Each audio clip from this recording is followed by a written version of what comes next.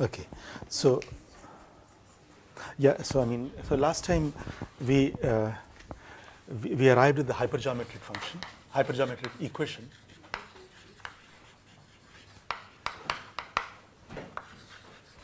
which is z times 1 minus z d2u by dz2 plus c minus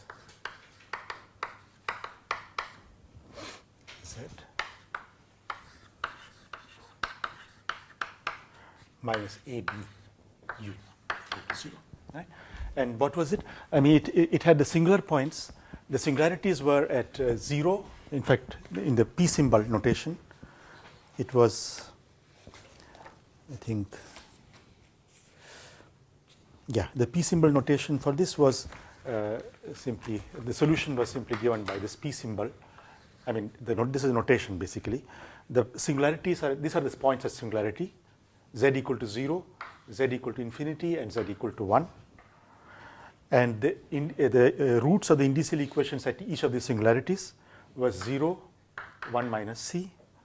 Here it was a and b, and here it was c, c minus a minus b. Okay. And as we saw that, I mean, this was just a, I mean, you could always bring the most general solution, most general equation with arbitrary, I mean, positions, arbitrary points where the singularities are, and arbitrary the roots of the indicial equations. You could bring them back to this form by two types of transformations. One was a conformal transformation, which by using which you can move the points of the singularity to wherever you wish, right? And also by the second type of transformation, I mean, not changing the variable. You write u as some prefactors times v, right? And then by doing that, you can change these numbers. But not all. I mean, there are still 3 parameters which are left over. Okay? The initial p symbol had 9 complex parameters subject to one constraint, right? Now we have, so now we have after using this freedom, we have fixed these 3 positions, right? And also we got rid of two parameters here by setting them to 0, right? So what is left over is a, b, c, and this automatically satisfies the constraints. So really you have 3 parameters, right?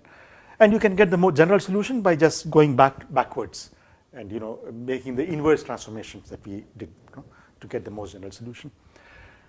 Now the point is that here, so suppose I'm looking at the solution near, say, suppose I'm looking at near z equal to 0, right? So in some neighborhood around z equal to 0. In that case, you see that you look at this roots of the indicial equation around z equal to 0. One of them is 0, and other is 1 minus c, right? So let's assume for the moment that 1 minus c is not an integer.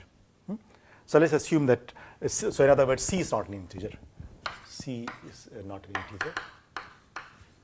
Actually, we don't need to really assume that. In fact, what we need is that, remember the general discussion was that if you have R1 and R2, right, 2 roots, for R1 there is always a solution, right?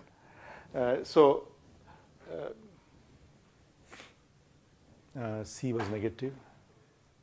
Yeah, I mean, it doesn't, what I'm saying is that it doesn't have to be that you don't need to impose the condition this should be a non-integer, right? But let's assume for the time being, I mean, let's just simplify the discussion that this is not an integer, okay? In which case the difference between these is not an integer, so you can immediately find a solution for this. In fact, I mean, series solutions for each of them, right? And in particular, there will be a, if you look at the solution, series solution which corresponds to that, that will be an analytic solution, right? Because the general solution was z to the power of r, where r could be either r1 or r2 times cn z to the n equal to 0 to infinity. Now, if r is equal to 0, then of course it's going to be an analytic solution, right? So this is the reason why there will be one analytic solution, and if c is not an integer, the second solution will have branch cut, right? So we given, I mean, so we call, so what is a hypergeometric function? Hypergeometric function, which is denoted by f, this is a notation again, A, B, C, Z. You see, A, B, C are these parameters which enter there. Obviously, the solution will depend on these parameters. So they're there, and it's a function of Z. So this is by definition the analytic solution, the one where you take R equal to 0. Okay, I mean there are two solutions, two independent solutions. This one is the analytic one where you have chosen R equal to 0. So this is the analytic, is a solution which is analytic solution for which R is equal to 0. I mean we are choosing this route. So it's an analytic solution.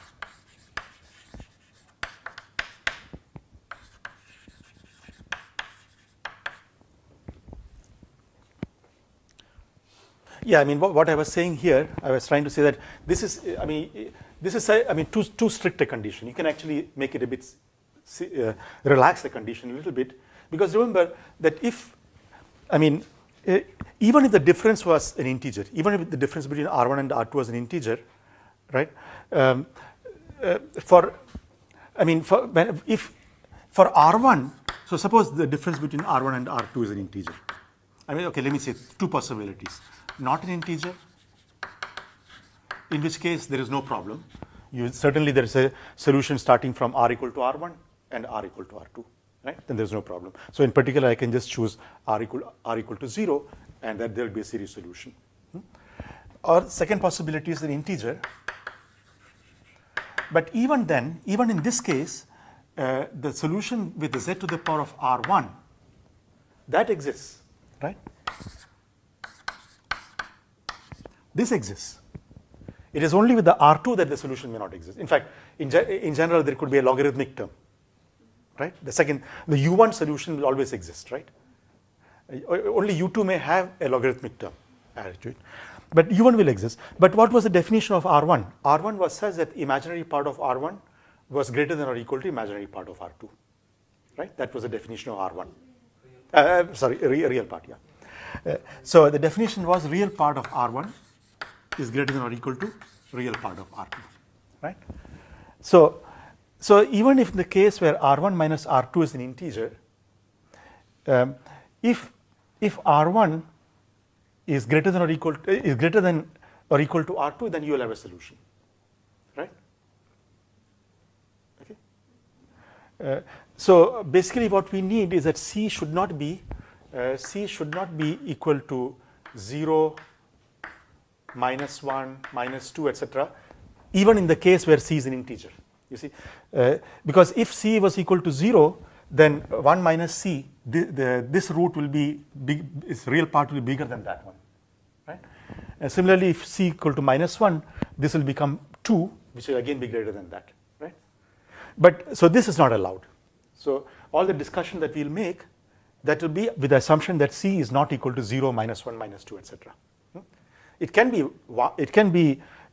1, for example. C can be equal to 1, 2, 3, etc. That can be, because in that case, this real part is always less than or equal to that real part for these cases. So then still you'll have a solution with choice R1 equal to 0.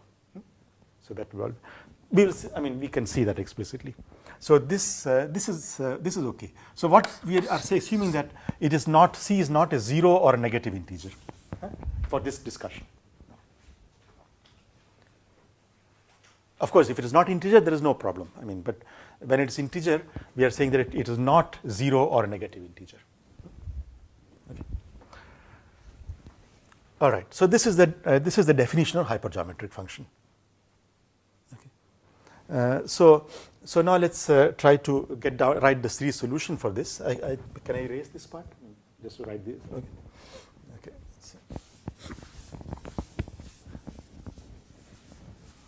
So I just write here that I'll assume that C is not equal to 0, -1, -2, etc. That's the only condition.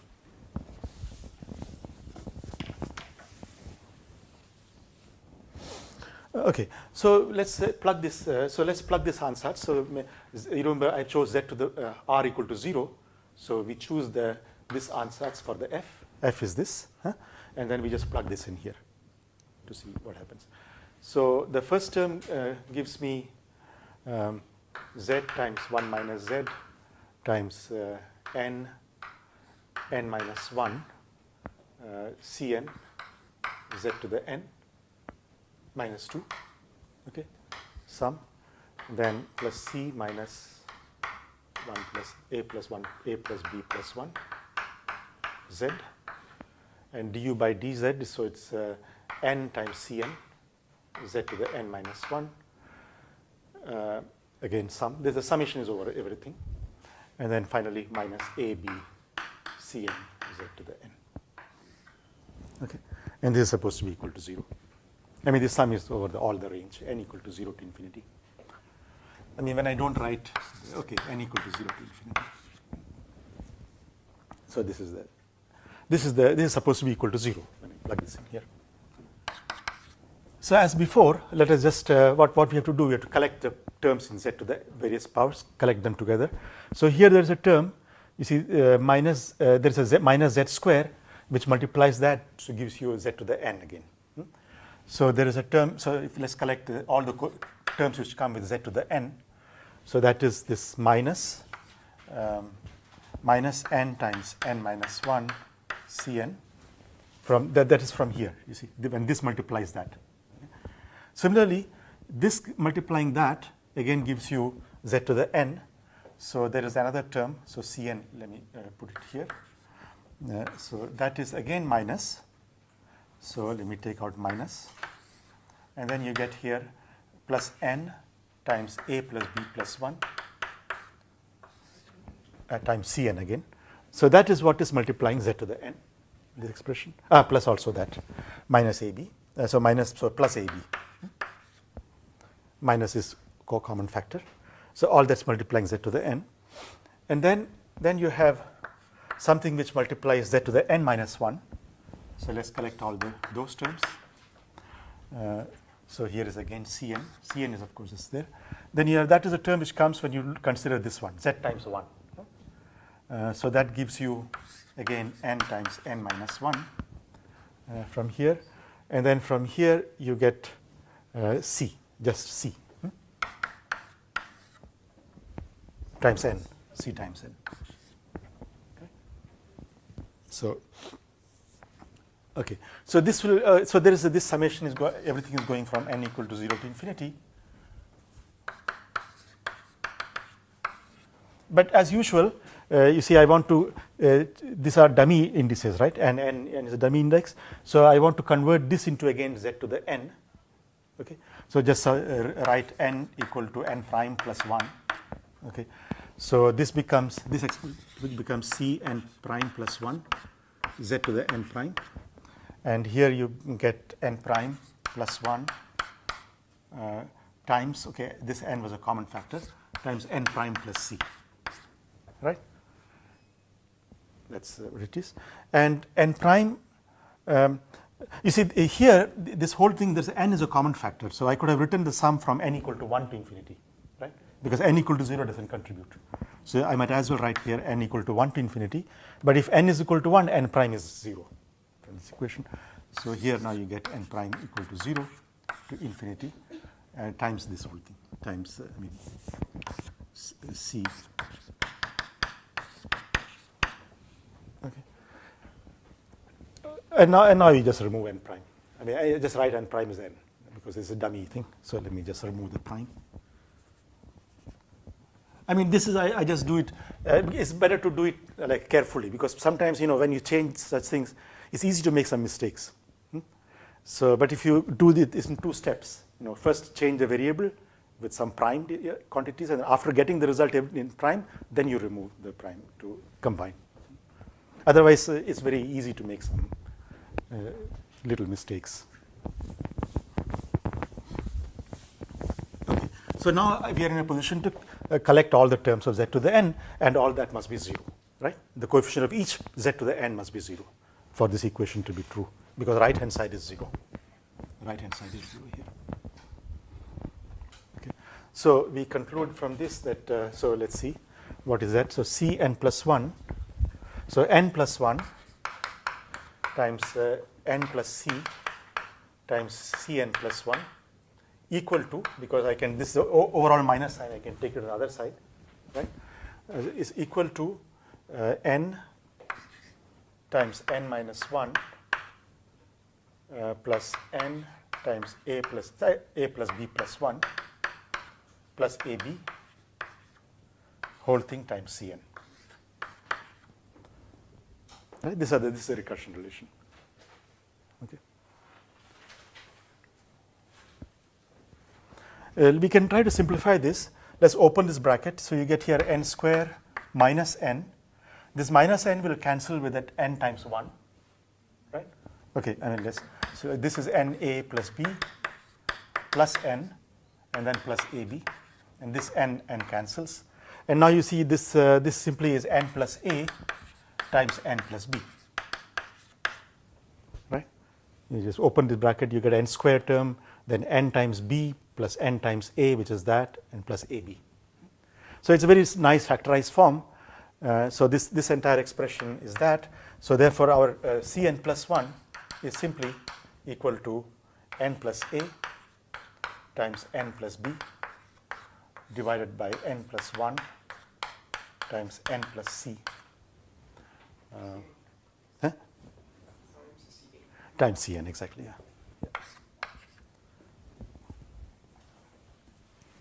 So that's and indeed now you see that there was a, if c was taking these values, then there would have been a problem here, right? Because the denominator would have vanished. For example, if c is 0, already for n equal to 0, this denominator vanishes, which means you cannot determine c1, right? Or if you take any of these values, minus 1, minus 2, etc., for the corresponding values of n, this will diverge, so you cannot determine. So that's it. So once you the values of c are not this, then you can determine from here. Okay, and now you can immediately write down the complete, the solution of this. This recursion relation can be solved immediately, and the way to see this is let's just consider first few terms, and then you will see a pattern immediately. So c1 from this is n equal to 0, right? We are looking at n equal to 0. So it's a, b divided by 1 times c times c0. c2 is, now you put n equal to 1, that is 1 plus a times 1 plus b divided by, so we write it like that, 1 plus 1 times 1 plus c times c1, right? But c1 itself is that, so let's plug that in here. But c1 is a, b, 1, c, and now I can replace by c0, right? And you keep going. c3 is, and then you say, I just write, this is enough to 2 plus a, 2 plus b, 2 plus 1, 2 plus c times c2, right? But now you use c2 is that. So I can write I group all these things down here, 1 plus a, and then here you have 1 plus 1, 1, and here you have 1 plus b, c0, right? So you see it's just a product. So look at this. So this a plus 1, a plus 2. Here it was a plus 1. So it goes up to, if I'm looking at c3, so a plus 1 all the way up to a plus 3 minus 1, right? And the same thing with all of them. So therefore, we can now write down the general Cn. Cn is simply, I write a plus 1 all the way up to a plus n minus 1. Okay, and here you get here 1. So I can add here 1, 2, 3 all the way up to n. Because 1 plus n minus 1 is n. And then here you get again the same thing, b plus 1 all the way up to b plus n minus 1. And here the same thing with the c.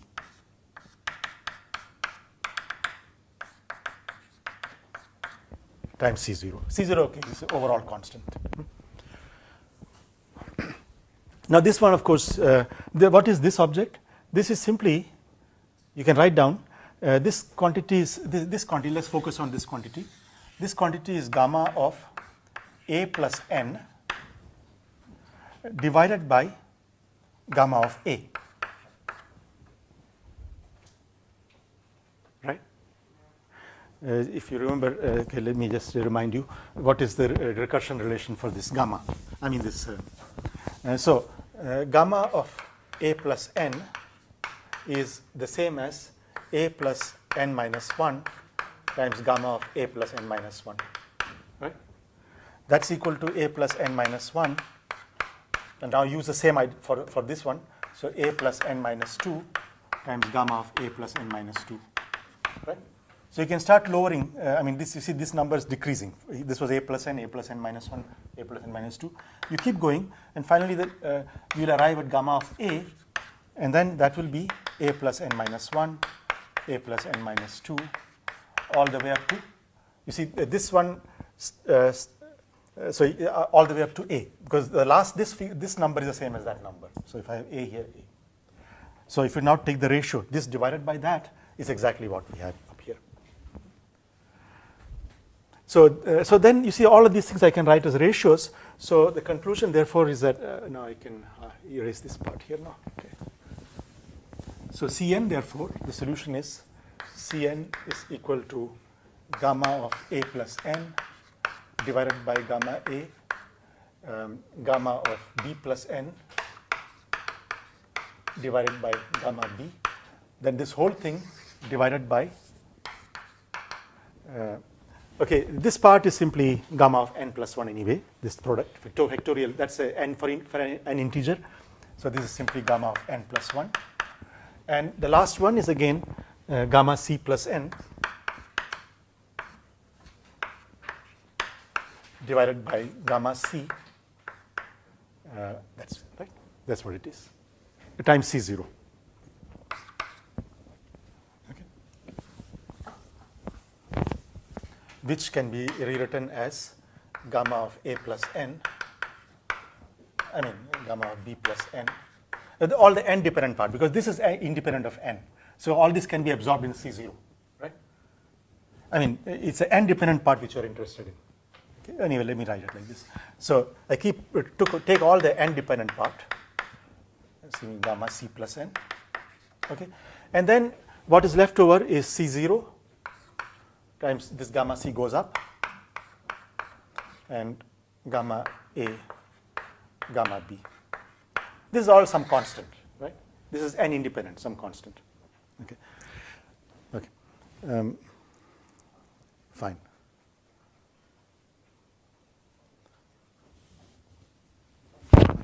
Okay. So this is the Cn, and so now what I will do is, so let us choose. I mean, after all, C0 was arbitrary, right? Let me normalize. I mean, I have to. After all, given a function, I can always multiply. Given a solution of the differential equation, I can always multiply by number. It's not going to change. So I will fix a normalization for the hypergeometric function f by requiring that the first term, after all f, I mean, this solution we are writing is basically C0 plus C1z and so on and so forth, right? So I will normalize that the C0 is equal to 1, which means f at z equal to 0 is equal to 1.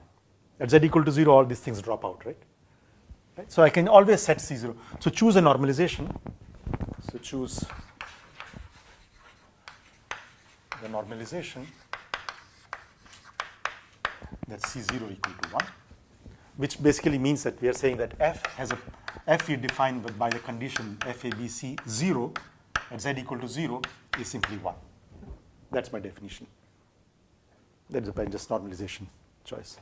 So I can get rid of the C0. So this is what the hypergeometric, I mean the coefficients are. So f therefore is z is equal to this times z to the n summed over n. Because that was a Cn times z to the n. So that's I mean, this is the hypergeometric series. Now, why is it called hypergeometric? For example, you can see that this is generalization of geometric series, because a particular case, for example, if you choose say a equal to 1, So this cancels, and B equal to C, okay, this also cancels, right? So for example, if I choose A equal to 1 and B equal to C, then all this just becomes 1, and then you're reduced to geometric series. So this is now a generalization of that. Okay, so a special case of this is a geometric, where you said this is 1 and B, F1BB Z, so F1BB Z is just a geometric series.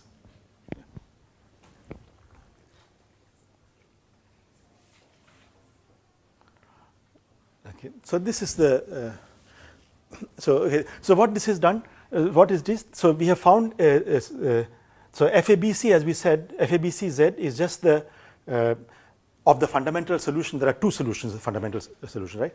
I'm taking that fundamental solution which is analytic near Z equal to 0, right? So it is that one, not the other one. This is that one. But now we will see that in fact the other solution also can be written in terms of hypergeometric function, but different arguments, not A, B, C, but something different.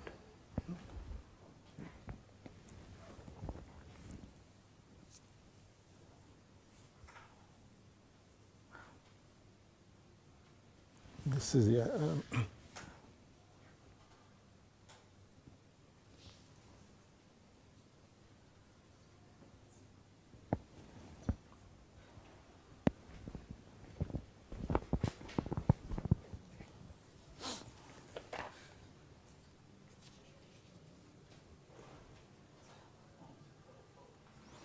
Of course, the first question you can ask is what is the radius of convergence of this series?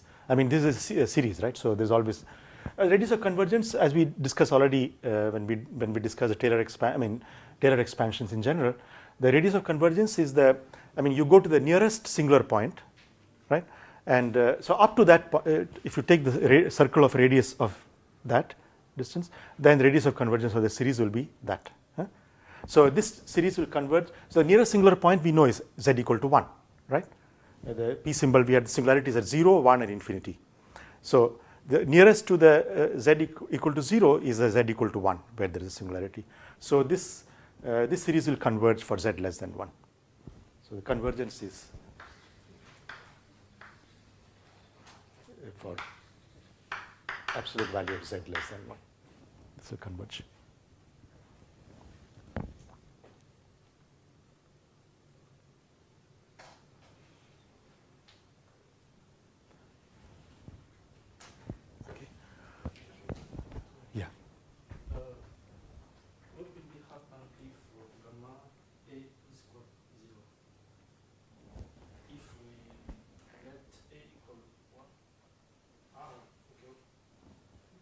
If A equal to gamma of 1 is 1. Yeah. I mean, yeah, B is equal to, yeah.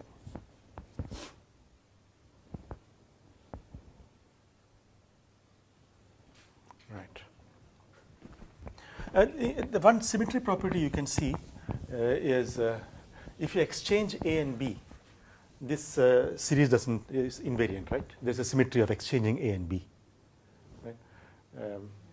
I mean, that was already there in the original equation, which I just erased, which was Z times 1 minus Z d2u by dz2 plus C minus A plus B plus 1 Z du by dz plus minus AB u equal to 0.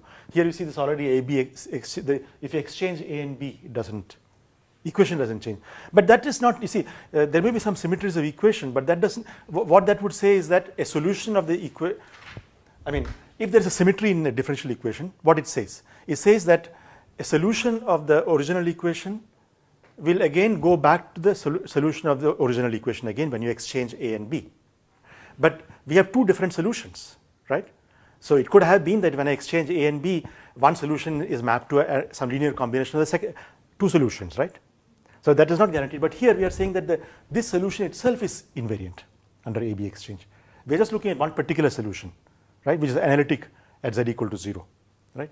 That solution itself is invariant under AB exchange. Okay. So yeah, that is one thing.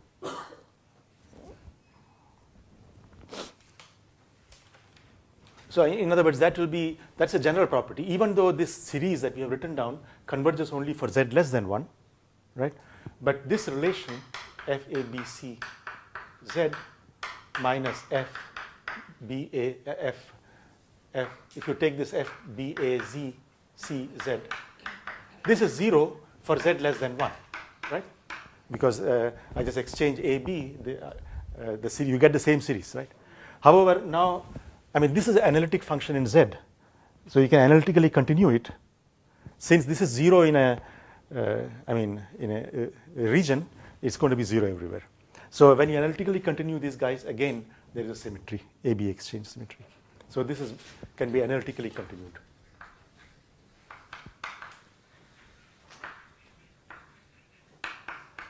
Continue to full complex plane.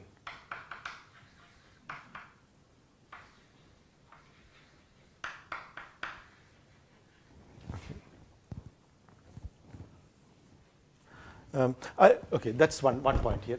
The second point, which I will not discuss now, I will discuss a little later, I don't know, maybe not today, maybe next time, is that, okay, we said radius of convergence is z less than 1.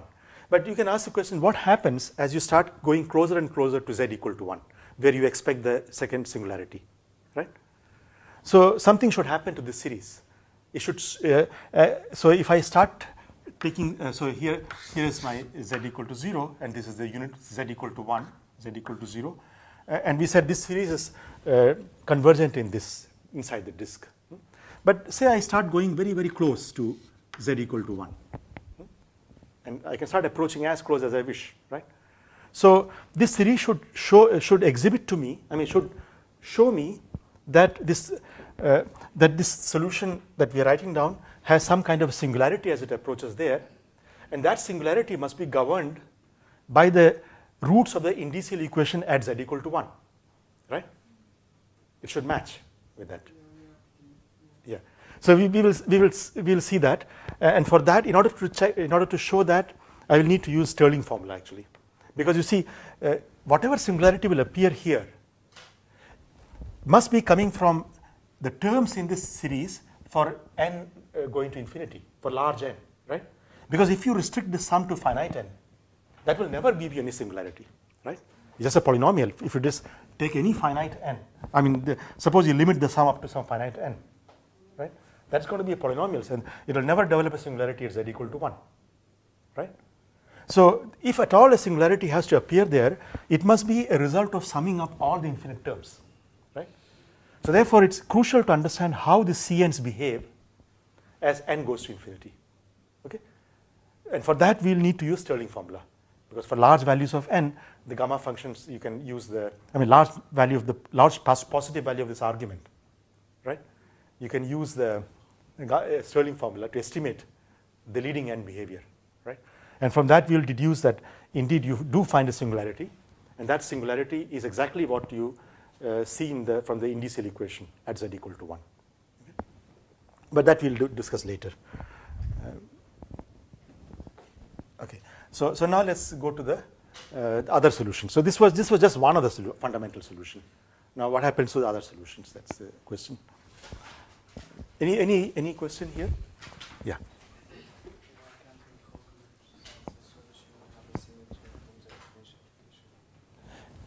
In general, you see, we said this equation has two solutions, say u1 and u2, right? So the fact that it is, so in general, any linear combination, alpha u1 plus beta u2 is a solution of this equation, right? So suppose there is some symmetry of the equation. There is some symmetry which leaves the equation invariant, okay? So let me see.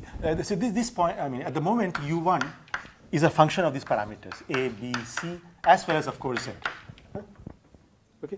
And similarly, u2 is, again, a, b, c, z. Right? But when I exchange a and b, or any symmetry, which might be there, all it says is that, so if I exchange these guys, it should be, again, a solution of the original equation. Right? But that But solution of the original equation is simply an arbitrary linear combination of the two things. See, so I could have only concluded, for example, that U1 of BA CZ is again a solution of the same equation, but that could be, who knows, it could be some linear combination of these two, of the original ones. No? You see, plus beta time. It might be. No? How do we know that? You see? It's not guaranteed. I mean, you see, what I'm saying is that is a distinction. Of course, here in this case it doesn't happen. In this case, simply U1 itself is symmetric under AB. But generically, just logically, if you follow this argument, you would say, okay, when I exchange these parameters AB, this equation remains unchanged, right? So if I take one of the solutions and I exchange AB, it will again be a solution of the same equation. But the most general solution of the same equation is a linear combination of these two, right? See, it could have been, I mean, we don't know, right? We could not have, what do you call, we could not have, I mean, proven, there is no way to kind of avoid this, no? I mean, we don't know whether it's true or not, no? I mean, in this particular case, it just happened that alpha is equal to 1, beta equal to 0, right? But in general, we don't know.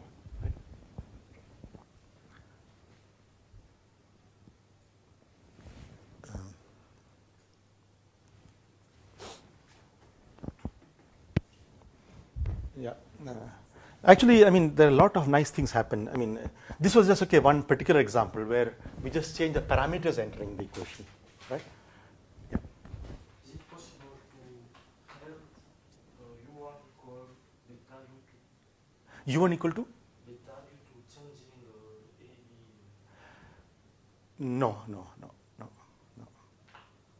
No, that will not happen because U1 and U2 have different behavior as z goes to 0, right? I mean, this one f was analytic. At near z equal to 0, it was z to the power of 0, right? The leading term was z to the 0, which is 1.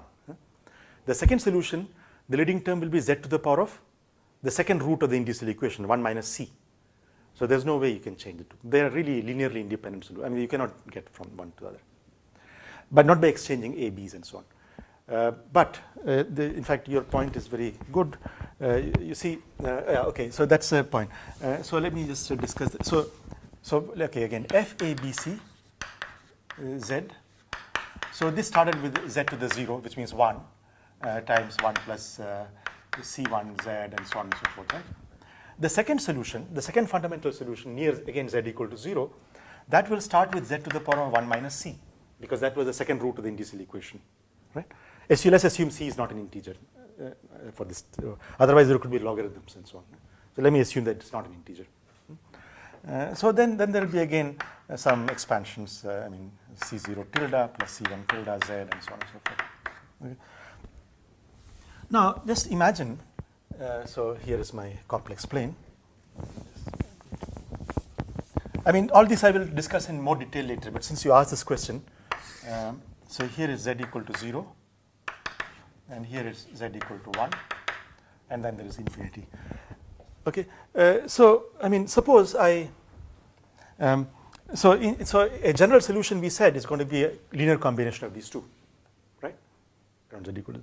But suppose I take a point and start moving around z equal to 0 and come back.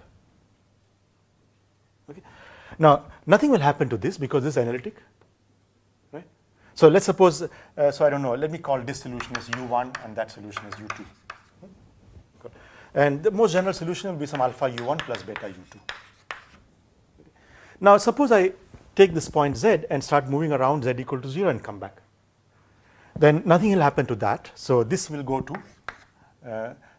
simply alpha U1 plus, but this will change, you see, because this is not an integer. It's right. So there will be a branch cut. So this is going to pick up a phase e to the power of 2 pi I times 1 minus c, which means e to the minus 2 pi I c, right? So this will become e to the minus 2 pi I c times beta times u2. So you see, you get a different linear combination, right? So that's one thing. But even more interesting things happen. I mean, this is still pretty simple in the sense that, you see, the U1 transforms to U1, U2 transforms to U2, right? Okay, u1 actually goes to itself under this transformation, under this operation, right? u2 goes to a phase times u2, right? So it is still pretty simple. But much more interesting things happen if you consider a path like this. If you go around the z equal to 1 point and come back, okay, that becomes completely non-trivial, okay. You would see that even if we had started purely with the u1, you move it around, come back, it will become a linear combination of u1 and u2. Okay, that we will discuss a little later. I mean, certainly not today. Next week we'll discuss that. Huh? This by the way, this operation of moving around various singularities, this operation is called the monodromy. Okay, monodromy.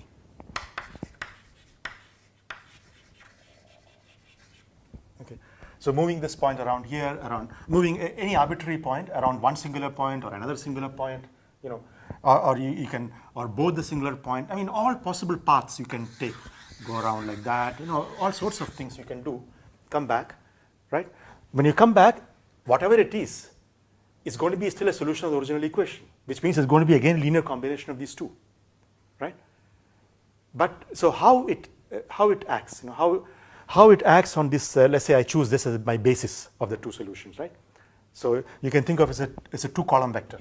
If I think of u1 and u2 as two-column vector, and under these various actions, various operations, it's going to transform by some 2 by 2 matrix, right? Because after all, it's a linear transformations, right? So there'll be some 2 by 2 matrix. So for each of this path, there will be a particular 2 by 2 matrix associated to that path, right? And if you take the set of all such matrices that you get by considering all these different paths, they will form a group, because two successive such operations will again give you another such this is called a monodromy matrix. Monodromy matrix, and the set of this all monodromy matrices forms a group, because under product they close. Okay. So there are very interesting things happen here. I mean, this is a very interesting study actually. Given an differential equation, what kinds of monodromy groups you find. Okay. This group will be non-abelian group actually. For such situations where you have, for this hypergeometric situation, this group is a non-abelian group in general. I mean, similarly at infinity, you see you have also the point at infinity. So you can even consider things like this, for example, and you just go around both these things, right? That is a non-trivial path, because if you go to the sphere, if you think of the sphere, right, this path is encircling the point at infinity. So it's a very interesting issue. So I mean, coming back to that, yeah, indeed, if you start considering more, not just the paths along z equal to 0, but paths, complicated paths from around z equal to 1, z equal to infinity, and so on, you can get all sorts of, even though you may start with a u1, you may get all sorts of combinations between them. Yeah.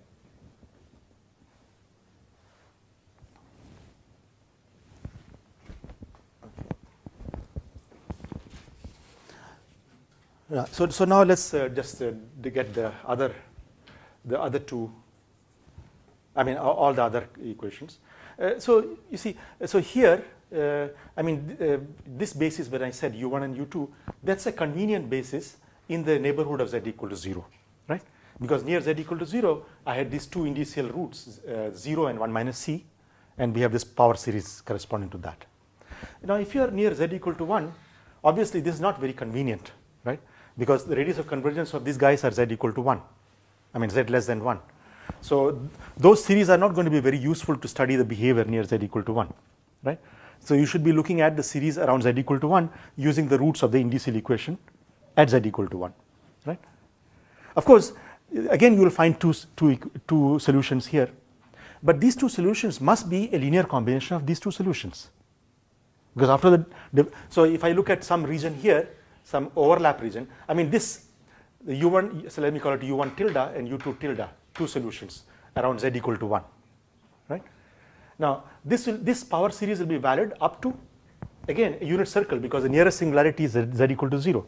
So it will be now unit circle around z equal to 1, right? But in this region, this overlap region, which is contained in the first disk and the second disk, there both the series expansions are valid, right? You can either, so suppose I'm looking at some neighborhood here, this neighborhood I can either use that fundamental basis or this fundamental solution, right? That means that these two are not linearly independent of U1 and U2 in the overlap region. They are they're some linear combination of U1 and U2, each of them, and vice versa. But the point is that if you are interested in the behavior near z equal to 1, it's more convenient to look at this solution, right? Because from the other solutions, it's hard to figure out anything, right? And similarly, at z equal to infinity, if you are studying what happens near z equal to infinity, you should expand using the indicial. You should expand around z equal to infinity, which means expand in z prime. You change the variable z prime equal to 1 over z, and expand near z prime equal to 0 using the indicial roots of the corresponding indicial equation, right? That's the. But overall, there are only two linearly independent solutions, right? However, we'll get each of them. So U1, U2, U1 we already got as hypergeometric. U2 also will express as hypergeometric. All these guys will express as hypergeometric of such symbols. But the change of A, B, C, and Z.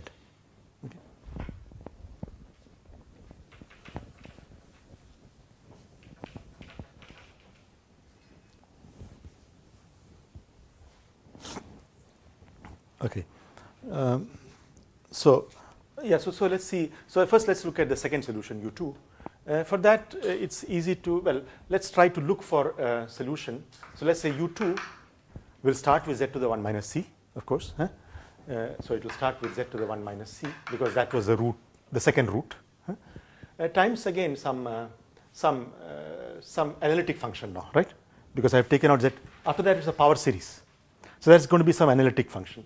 So let's just call it, I don't know, let's call it g of z. So I write like this. And let's plug it in this equation, hypergeometric equation, plus c z times 1 minus z plus c minus a plus b plus 1 minus a b u equal to 0.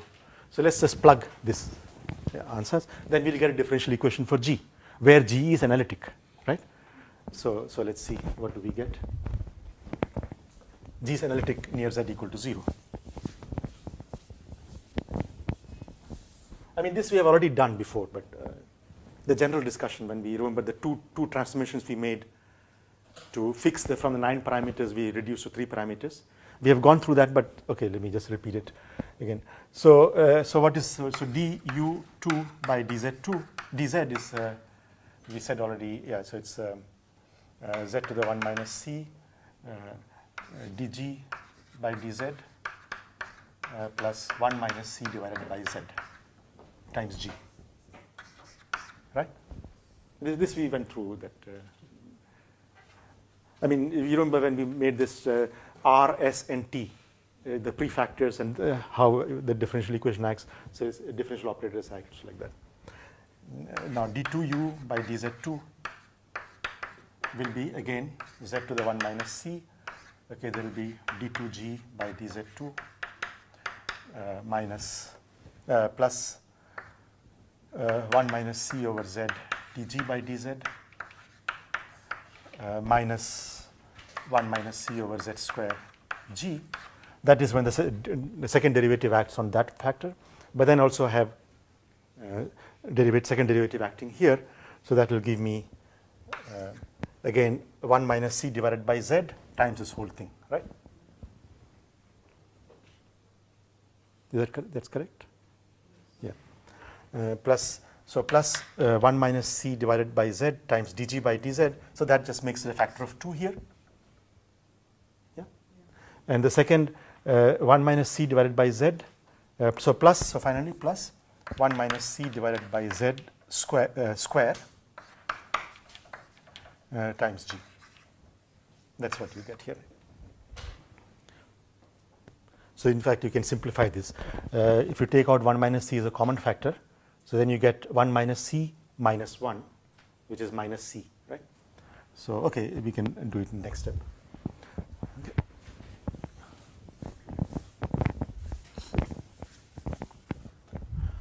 so what do we, so let's plug that, all of that here. And z to the 1 minus c, as we said, will be a common factor everywhere. I can get rid of that. So you get z times 1 minus z d2g by dz2. That's the first term. I mean, this multiplying all of that. The second one, z cancels.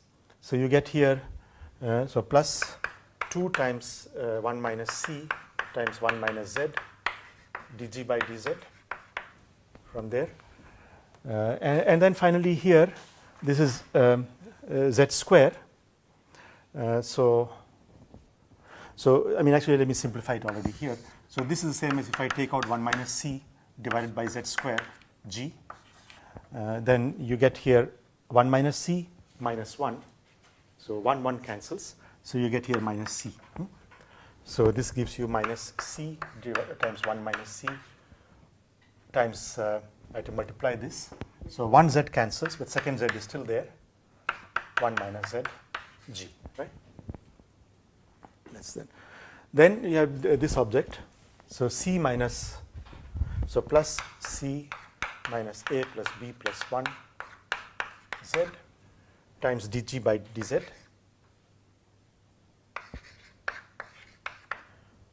plus, so let me write it, okay, let me write it separately, plus c minus a plus b plus 1 z divided by z. So let me write it like this, z, and this term becomes that. That is times g, but then also I have to keep, also include that, right? Yeah.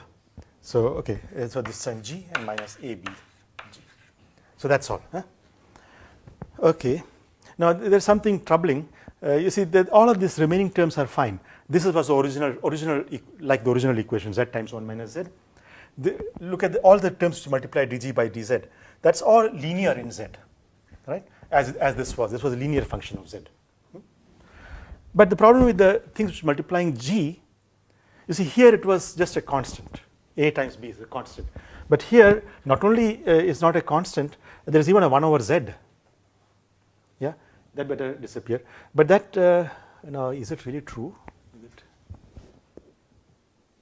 In fact, I don't see where it's how it's disappearing. I think I made a mistake somewhere here.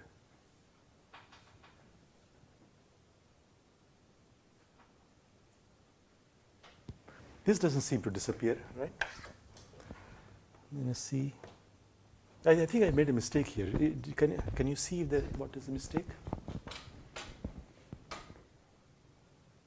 Z times 1 minus z multiplying. Is this correct? I think most probably the mistake is here. So this derivative, then that derivative is one term here, minus 1 minus cz square.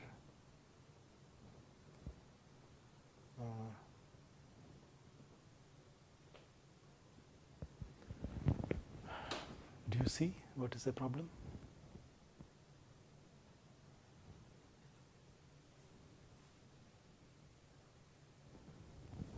Is it, so I made a mistake here, something. See?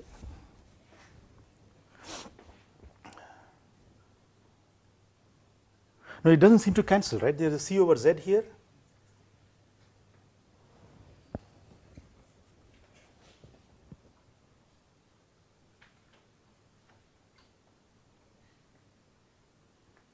No. So, no, what did see this? No, sorry. There is a 1 minus c overall multiplying here.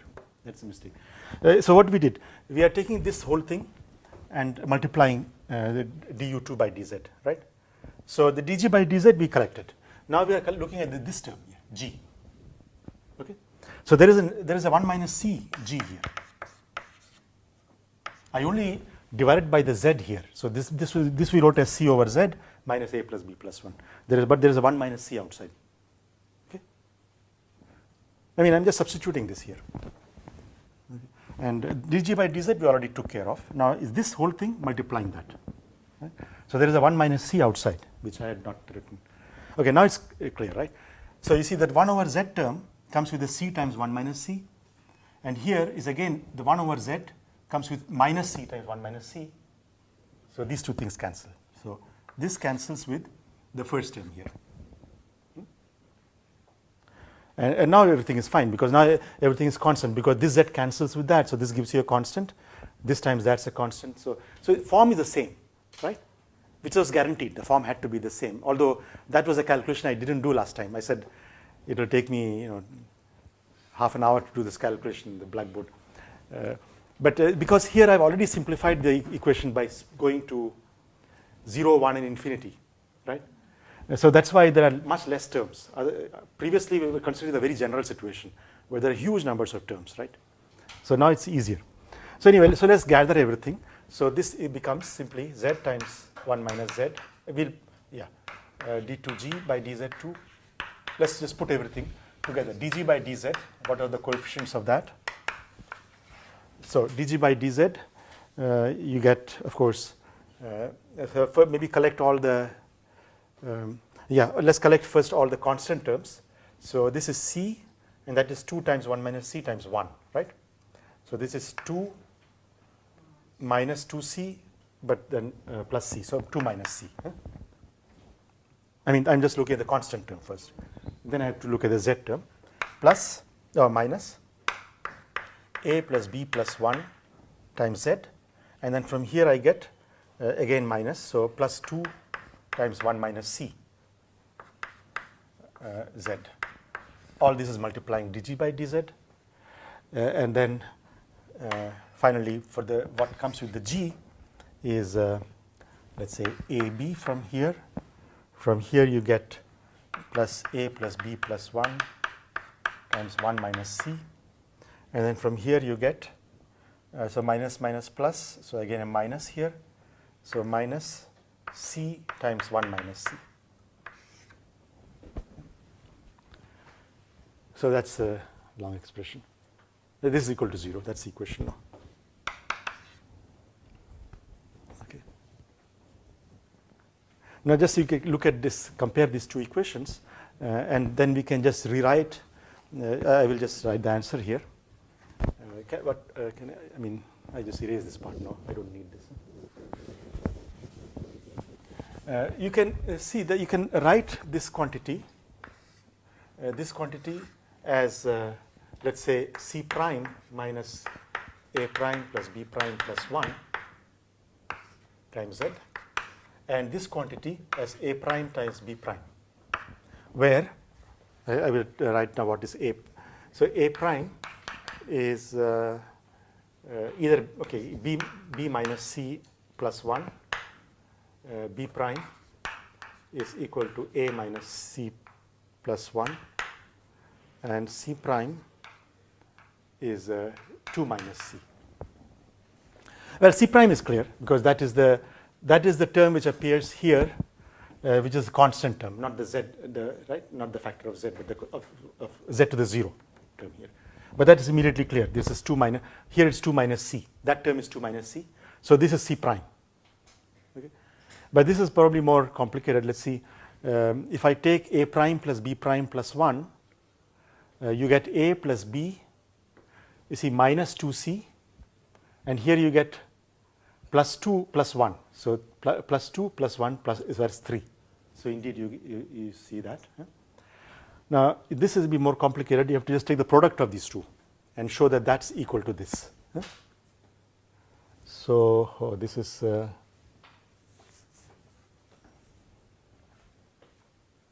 it? If you take the product, yeah, indeed. I mean, you can combine it together. So this is the same as AB plus A plus B times 1 minus C. And then if you combine the 1 times 1 minus C with this, you get here plus 1 minus C square, which is exactly this times that, right? Because you get an AB term. After all, this is 1 minus C, right? So one cross terms, 1 minus C times A, 1 minus C times B, that is the cross term, and then 1 minus C square. Okay. So the upshot is this whole equation is the same equation as that if you had replaced C, A, B by C prime, A prime, and B prime, right? But then we know by definition the solution which is analytic I mean, the solution of this equation, which is analytic at z equal to 0, is a hypergeometric function f with the arguments being a prime, b prime, c prime, z. Right? So our conclusion, therefore, from this implies that G is simply G of z is simply f a prime. So say b minus c plus 1, a minus c plus 1. Oh, this, by the way, here it was not necessary. I could have called this as b prime and that as a prime. There's always exchange, symmetry between a prime and b prime, or a and b is symmetry. So that was this thing I could exchange. That's not the important point. Then 2 minus c z, that was G. So U2 itself is z to the 1 minus c times that. So in other words, so U2 is this, G is this here.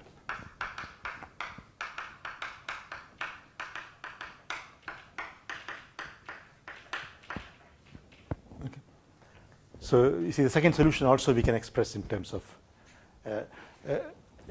in terms of some hypergeometric functions times some prefactor, I mean which controls the branch cut. Actually, this is what controls the branch cut. I mean, what kind of a multi-valued function? Because this is analytic. Right? But then the analytic part you can express in terms of, again, hypergeometric function, but with different arguments.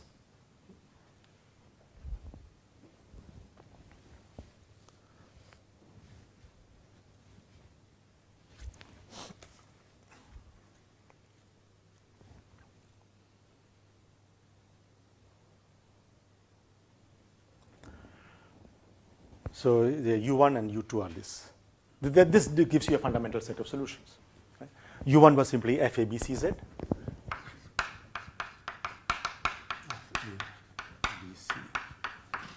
FABCZ. So that our conclusion is that any general solution is a linear combination of these two. But as I said, these expressions are useful if you want to study the behavior near z equal to 0. Because this series, you can just look at the first few terms, and that gives you already a very good approximation if you are very close to z equal to 0, right? But if you want to study z equal to 1, that's not very useful. This expression is not very useful. So for that, one would like to, just do the series expansion here from starting from this equation, but near z equal to 1, right? I could do that. So to do this, I think it's most convenient to just change the variable z equal to 1 minus z prime. Okay? So that when z equal to 1, z prime goes to 0. So, but before I discuss this, is there any question on this set of fundamental solution?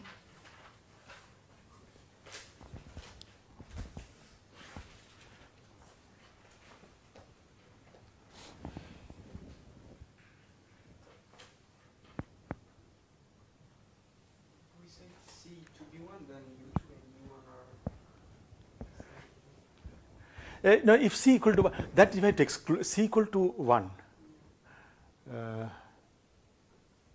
C equal to 1, yeah. Now the point is that you cannot. I mean, for c equal to 1, yeah, there will be a log term. You see, this will not be the same. Yeah. We need to go through the Wronskian method, or that would not be. Because U1 we wrote down as a series solution, right? But then the U2, there will be there will be some extra pieces which will be the logarithmic term. Yeah. We can see in the equation if we put equal to 1, then it's just the first function means. Yes, exactly. So yeah, if c equal to 1, both the roots are the same, right? 0, 0, both the roots of the integral equation. Then in that case, we know the log term will never disappear. Log will be there.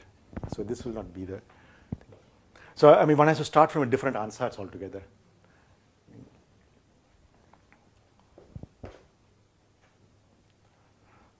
Yeah. So really here I assume that c is not an integer in writing this. Yeah.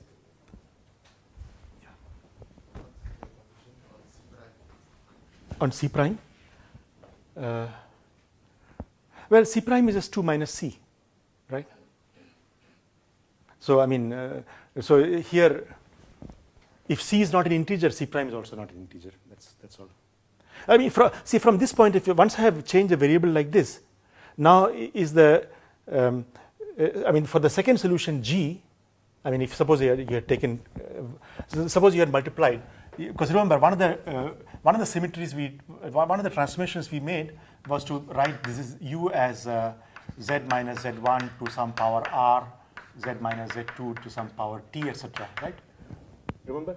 So, okay, in this particular case, I'm just looking at, say, Z near only Z equal to 0. So I just put Z to the power of 1 minus C times some V. Suppose I do it like this. Okay. Then what's going to happen, as far as the V is concerned, it is this guy. I mean, so this 1 minus C is gone out. So this is what is V. So this is analytic. Okay. But the previous solution, if you substitute the previous solution here for the U1 that is, then clearly V is not going to be analytic. V will have a branch cut. Right? So V1 will have a branch cut and V2 will have no analytic. So yeah, it's, but yeah, sure, yeah.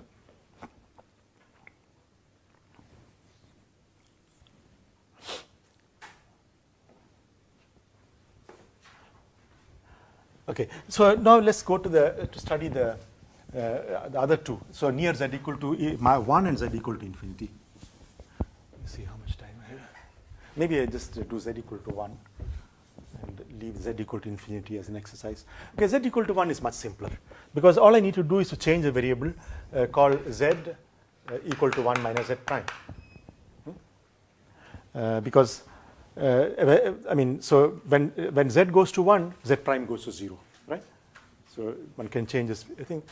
So d by dz is the same as d by dz prime. I mean, after all, this equation implies Z prime is equal to 1 minus Z, right? So it's simply that. D by dz, I mean, this is dz prime over dz, but dz prime over dz is just minus 1. So it's minus. So this is very simple. Okay. So that equation becomes, you see, 1 minus Z is Z prime, and Z is 1 minus Z prime. So it is simply Z prime times 1 minus Z prime, d by dz prime, d2 by dz prime square, because 2 minuses becomes plus when I take square, 2 derivatives. And then here you get a minus, because for the first derivative you have minus here, and then you have C minus A plus B plus 1 times 1 minus Z prime, because Z is that, times du by dz prime, and then, okay, minus AB u equal to 0. So this is a differential equation in Z prime. Okay. So it's exactly the same form, except I have to rearrange it to take the constant piece and the linear piece in Z prime to read off, what the new A, B's, and C's. So here you see the one term is, the constant piece is simply C minus A minus B plus 1, minus 1. And so this is, sorry, this is minus. So first of all, let's see. So I have, so I want to keep it plus here, right, outside. So write it as plus, but then this becomes A plus B plus 1 minus C. Okay, that is the constant piece. I've taken this part together with that. And the Z prime piece, this is minus minus plus, and there is a minus, so overall is a minus. So it's a minus A plus B plus 1 Z prime. Okay. And now you just compare the two equations. You see the AB has not changed, A and B have not changed. Only thing is that C has changed to A plus B plus 1 minus C. That's all. So once again, there will be, so remember what was our P symbol? P symbol was 0, 0, 1 minus C, infinity, A, B, and at 1 you had 0 and C minus A minus B. Yeah, sum of this had to be 1. Yeah. Okay. So this was it. So one of the solutions at Z equal to 1, I mean, now we are probing Z equal to 1. So because Z prime is small. Looking at that. One of them is analytic. Again, now I have to assume that this is not an integer. Okay. The difference should not be an integer. In that case, this is analytic. Okay. So, and that analytic solution is simply the hypergeometric function from here. So you have f, A, B remains the same, but C is now replaced by that. So A plus B plus 1 minus C, comma Z prime. But what is Z prime? Z prime is simply 1 minus Z. Okay. So this is the one solution. So this is a solution. So let me call this as U1 tilde. So U1 tilde, this is one solution which is clearly a power series expansion in 1 minus Z, right? Because hypergeometric function is a power series expansion in this argument, right? It's a series expansion in 1 minus Z and is analytic near Z equal to 1. That's the thing. And then the second solution you can again obtain by the same type of trick that we did here. So what we did, we knew what the singularity must be, right? So we just multiplied that. So we wrote the U2 as that times some analytic function, right? And then we plug that inside this equation and obtain the new, and then you again end up with the same type of equation, except the A, B, C were changed, right? And then from there we read out that the new A, B were this and the new C was that, right? Same thing you do here, you see. So now what we have just a new C, let's call this, I don't know, C double prime or something. This is A, B remains unchanged. And we know also the second root. Second root is this, right?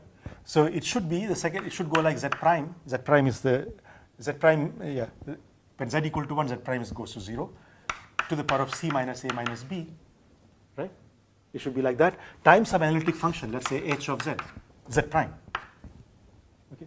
Plug that in here, again rearrange everything and read off the new ABC, right?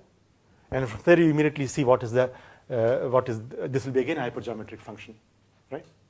Just like it's just a repetition of the same steps, but now starting from this equation. So you will again write this as a thing, and you find. I will not repeat this same calculation. It's not a long calculation, right? I mean, so you find the second solution. So let me just write down here everything. So U1 tilde is, as we said, is F A B A plus B plus 1 minus C, with the argument being 1 minus Z. This was the analytic solution. This was this one. Then U2 tilde it will be Z prime, which is again 1 minus Z to the power of C minus A minus B. And then this I can write it as a hypergeometric function by going through the same steps that we did before. And I will just state the result finally. So the result is F. Where is it?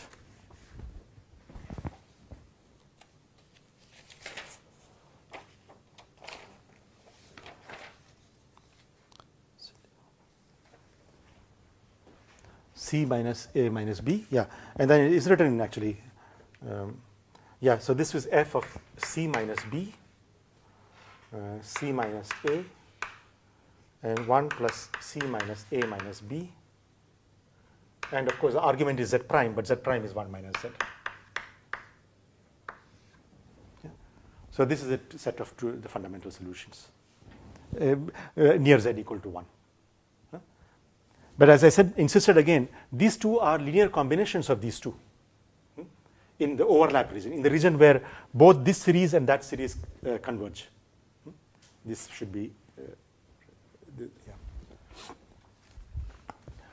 And finally, let's see also what happens to the, suppose I'm interested in studying a large Z, Z near infinity, right? Then I should use this one, right? I should expand around Z equal to infinity. So in this case, okay, can I erase this part? Huh?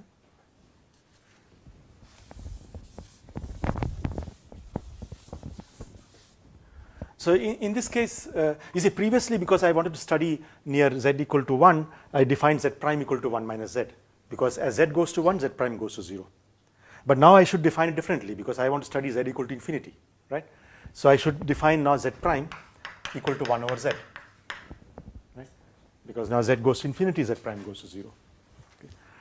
Okay. So what we want to do is I want to change this this differential equation. I mean, I want to rewrite this differential equation in terms of Z prime. That's what I need to do.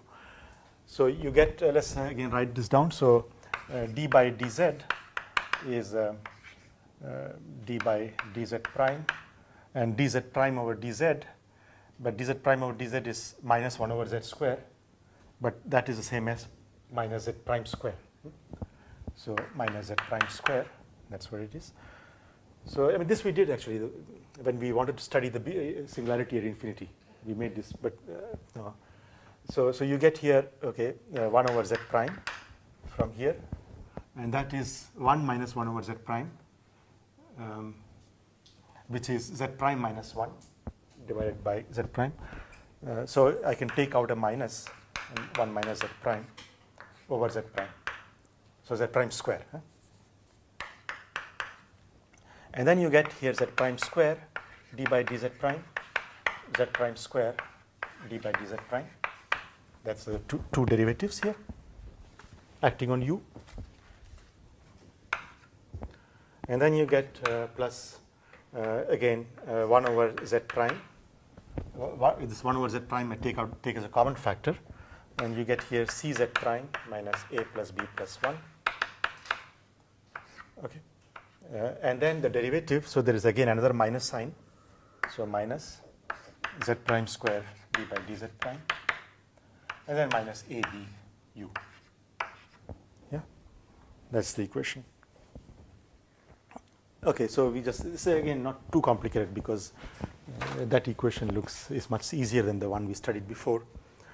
So here you get, okay, this is a prime square cancelled, and here this becomes d2 over dz prime square times z prime square, and here that's one term, and then you get 2 plus 2 z prime d by dz prime u.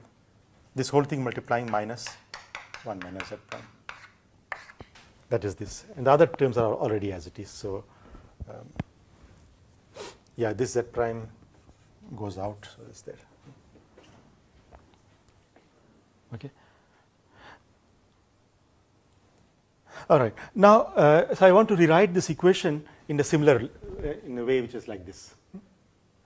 So what do I do? The coefficient of the second derivative I have written as a z times 1 minus z, right? So I want to write it in the same way. Okay. So here you see it is, if you look at the second derivative, it's z prime square times 1 minus z prime.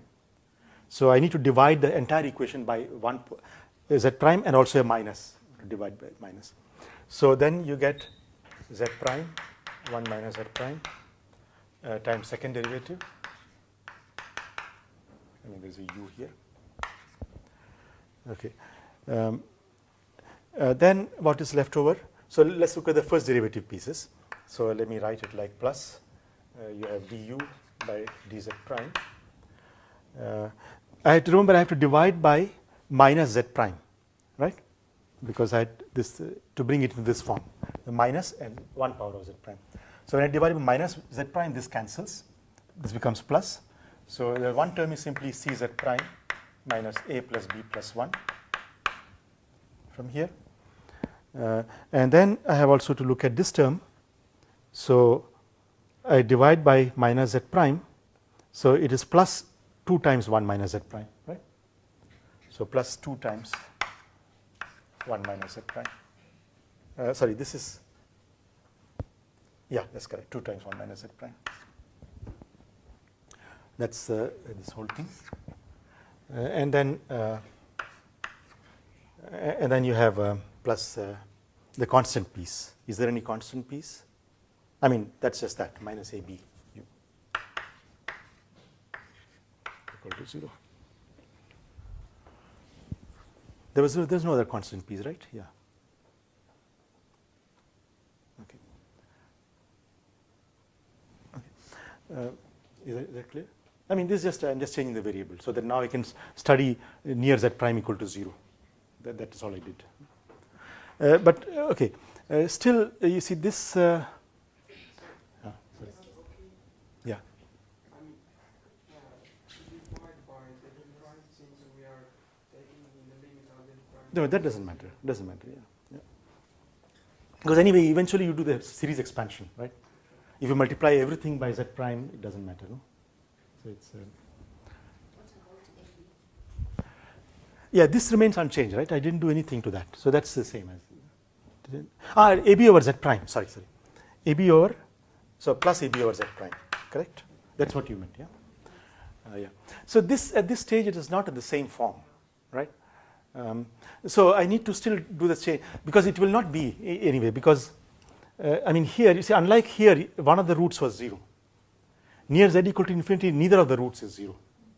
So what I have to do is I have to also at the same time write u as say z to the power of z prime to the a, right? Times some other function. Then that function could be analytic, right? In fact, it will be analytic. So we should do that. But I hope, before I erase this, I hope I didn't make any mistake. Did you see any mistake in this?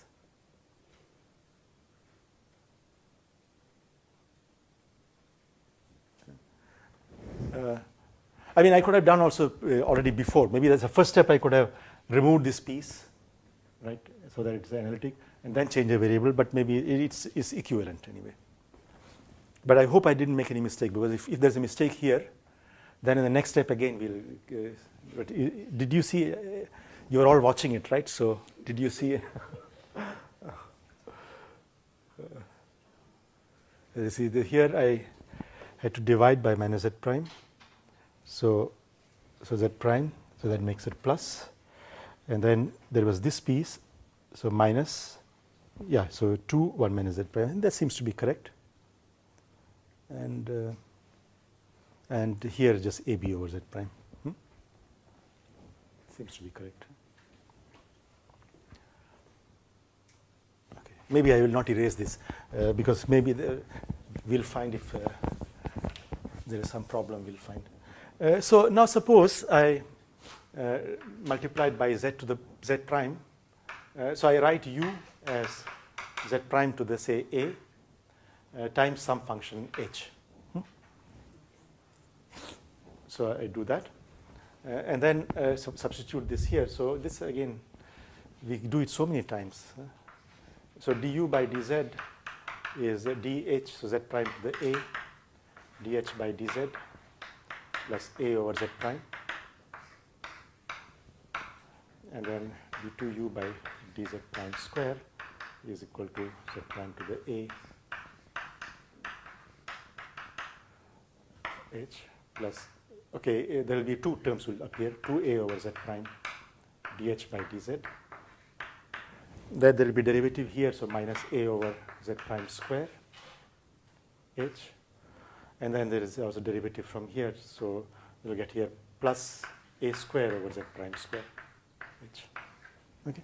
So substitute all this, and collect the terms. And let's see if, actually let me keep here alpha. I mean this should work for both A and B. Let me just keep here alpha. Alpha could be either A or B. So that way we can get both the solutions. I mean both these solutions we can get by choosing alpha equal to A or alpha equal to B. So let's plug this in here. So I need to multiply and remove z prime to the alpha. Get rid of z prime to the alpha. So here you get z prime 1 minus z prime d2h over dz prime square. That's this term. Then collect all the dh by dz terms, lots of them. So dh by dz prime. So one term is just from here, cz prime minus a plus 2 1 minus z prime. That is just there. But now we'll get also these pieces, right? This piece here, plus 2 alpha over z prime. 2 alpha over z prime times this, because that's coming in the second derivative. Second equation I have to multiply by this whole thing. Right? So that. So this guy times z prime 1 minus z prime. So it's plus 2 alpha 1 minus z prime. This whole thing multiplying dh by dz prime. And finally, the non-derivative piece. So there is a AB over Z prime, that's from here. From here, you get alpha over Z prime, but that's multiplying this piece because I have to multiply that derivative by this whole thing. So alpha over Z prime times all this CZ prime plus minus A plus B plus 1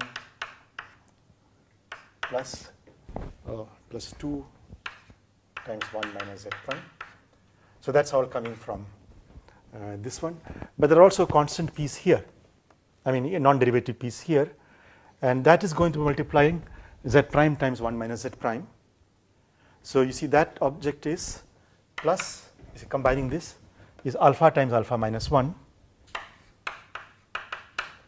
and then divided by Z prime 1 minus Z prime, because 1 power of Z prime cancels from when you multiply by this. Okay, so this is all there is. This is multiplying H. Okay.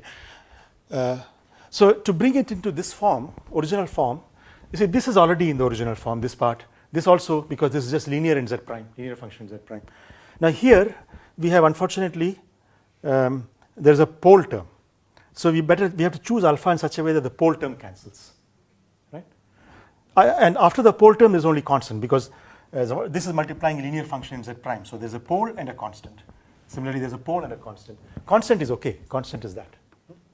So we just need to what do you call, to get rid of this pole term. And now let's see what are the solutions of alpha. There should be two possibilities because it's a quadratic in alpha. So let's look at the 1 over Z prime times H term here. H over Z prime. So there is a piece which is AB from here. From here, what is it? Not the Z prime, the constant piece, right? So 2 minus that, so which means 1 minus A minus B, right? So it's a plus alpha times 1 minus A minus B from here. And then from here you get alpha times alpha minus 1, right? Plus alpha times, so alpha square minus alpha. Well, alpha square minus alpha cancels with this. So this goes out. And indeed, you see that this is simply alpha minus A times alpha minus B. So there are two possibilities, two choices, which is what you expect because that is their behavior at the 2 points. So we can just plug in both the cases alpha equal to A and alpha equal to B and read out what hypergeometric functions there are, right? So okay, so let's see.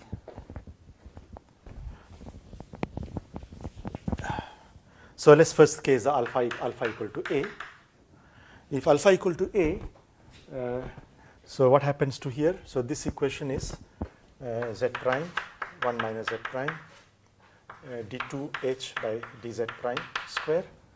And here, let's simplify.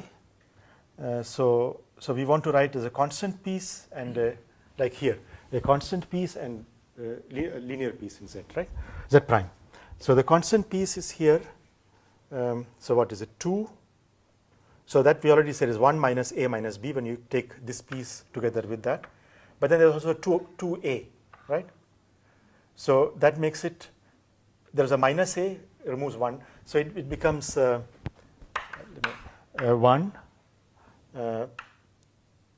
plus A minus B, correct? 1 plus A minus B. Because see, alpha is A, right? So 2A and there's a minus A, that makes it plus A. There's a minus B and then there's a 2 minus 1, 1. So that's what it is. So new C will be that. And then the piece which is coming with Z prime, so what is it? C plus C minus 2 minus 2 alpha. But that should be with the minus sign. So I write this as minus Z prime. And then you have minus, so 2 plus 2A minus C, right? 2 plus 2A minus C times Z prime. So that's multiplying dH by dz prime. And finally, the constant piece. So here we have removed the pole terms already by this choice. So the only thing which survives is this multiplying the z prime terms here, right? So here you get c minus 2 times alpha. So there is a c minus 2 times alpha. So a times c minus 2 from here. Okay. I mean, you look at the z prime piece. So c minus 2, z prime cancels. So, and here plus a square minus a, right? So minus a square minus a. So a times a minus 1. So I can take out a as a common factor. That's that. So actually this becomes 1. I mean, this minus 1 goes out, minus 1. So it's just c minus 1 minus a. But this should be minus, so let me make it like that, plus, plus, minus. Okay. So basically we are saying, let's see if it's consistent. No. So we are saying this is my new c prime, right?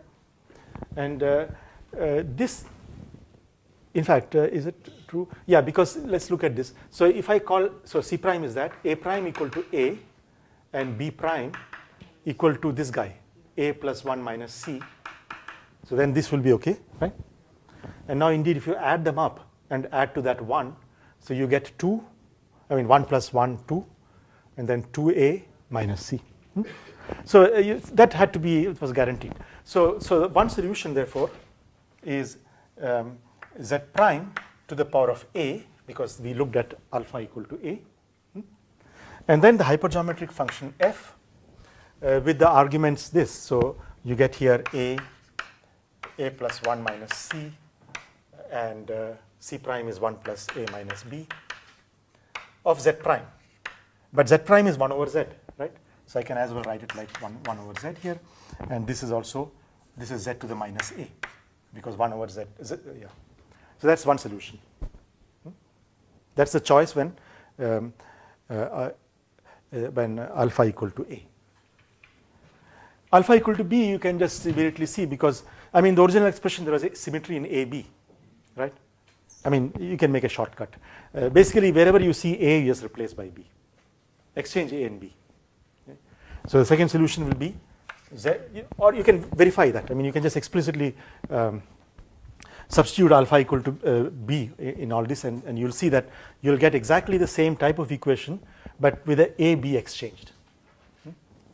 So you'll get here z to the minus b, f, b, b plus 1 minus c, 1 plus b minus a. 1 over z. Okay. I don't know, is that correct? Yeah, a minus c plus 1, a minus b plus 1. Correct. Yeah. So these are the two, one solution corresponding to that behavior, and this one corresponding to that behavior. Two solutions. Okay. So I don't know, let's call this as some u1 double tilde and u2 double tilde. So that's it. This is u1, u2. So this is near z equal to 0. This is a good, useful expression. These two expressions are useful near z equal to 1. And these two are useful expressions near z equal to infinity. But once again, I emphasize that there are only two independent ones, right? So in the region where both these series converge, for example, right, there I can express these two guys as linear combinations of those two, or vice versa. Similarly, in the region where, say, this expansion and that expansion, so in other words, so what you do, so let's suppose, so near z equal to 0 up to the unit circle, this series is convergent, right? Now, in the common region where both these expansions are valid, you figure out what is this u1 as a linear combination of these two, right? Okay, you found that. So say you found, okay, after some work you found. Then you look at, I mean, then you can analytically continue.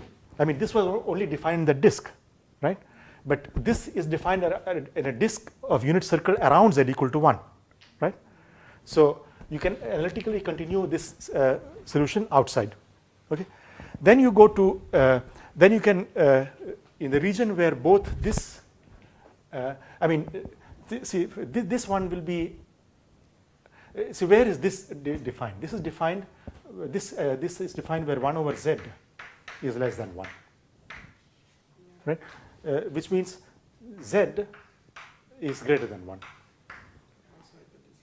Yeah, so it's outside the unit circle, but there is an overlap region between this region and the region of this one, because this is a unit circle but centered around z equal to 1, right? So in that overlap region, you determine how, I mean, from here, there is some linear combination, right?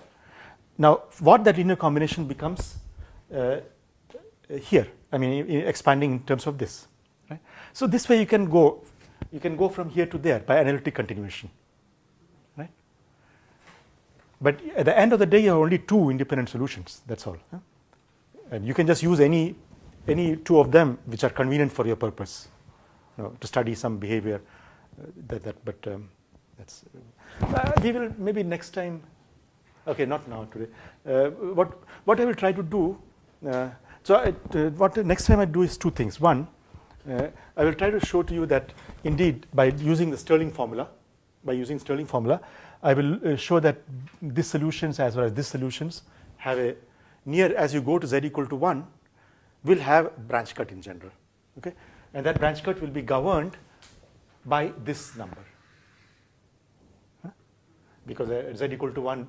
This is analytic. So, but this way of doing it, we'll only see the branch cut. I mean, the singular part. You won't see the regular part. You'll see a singular part. Because as I said, I mean, this sum. I mean, if you split it into a finite part and then the remaining part, the finite part will be always analytic, right? But the singularity will appear by looking at the asymptotic part of the series. I mean, really large n. That is what controls the singularity. So we will, by studying this using Stirling formula, we will show that the asymptotic part of the series indeed gives you some singularity of this type. So just to convince you that, I mean, that it's not. But that will not be so useful to really determine what, say U1, which combination U1 is equal to what. I mean, which particular combination of these 2, and similarly U2 is equal to which particular combination of these 2. For that, you need other techniques.